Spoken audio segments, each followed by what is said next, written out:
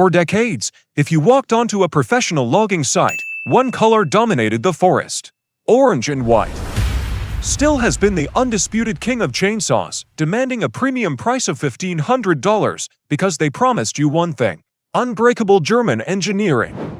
You paid the premium because you believed that a Stihl saw would start in freezing temperatures, survive a drop from a tree, and feed your family for a decade. It was an investment in your livelihood, not just a tool purchase. But something is shifting in the deep woods of Alaska and the Pacific Northwest. Pro loggers, men who cut timber for 12 hours a day, are quietly dumping their Stihl saws. And they aren't replacing them with Husqvarna. They are buying a cheap, controversial brand that costs 4 times less.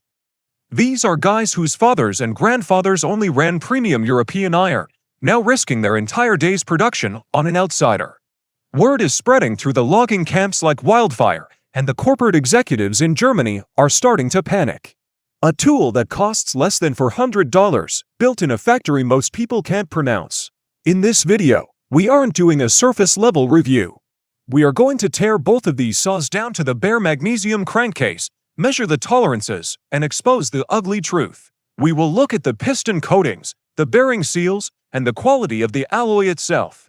Has Stihl become an overpriced lie, or is this cheap newcomer a dangerous trap that will ruin your wallet? Let's find out. First, the torque test. On paper, Stihl should humiliate the clone. It features advanced fuel injection and a computer-optimized engine designed by elite engineers. But watch closely as they hit this 30-inch frozen oak. The Stihl finishes in 24 seconds. The cheap clone, 26 seconds. 2 seconds of difference for a $1,200 savings. When you see both chainsaws buried bar deep in hardwood, spraying chips at the exact same velocity, it forces you to question everything. The raw cutting power is mathematically almost identical, defying all marketing logic. The secret lies in a corporate loophole. The cheap brands aren't inventing anything. They are using expired patents of Stihl's most legendary, bulletproof engines from the early 2000s. This means they can legally replicate the exact port timing and cylinder geometry that made premium brands famous in the first place. They are building the legendary, heavy-duty saws that Stihl used to make. While modern Stihl is forced to add complex electronics and plastic parts to meet strict emission laws. Modern environmental regulations force the premium kings to complicate their designs, leaving a massive gap for simple, brutal clones to thrive. Now, let's look inside where the real scams happen. When we pull the cylinder head off the modern Stihl, we see incredible machining and tight tolerances. But look at the intake manifold, and the crankcase surrounds plastic. To reduce weight and increase profit margins, modern premium brands are relying heavily on composite materials.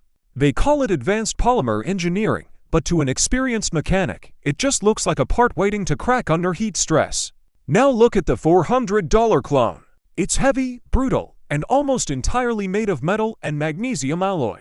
There are no fancy sensors here, just old-school, thick metal casting that handles abuse like an anvil. But don't celebrate just yet. This is where the lazy buyers get burned.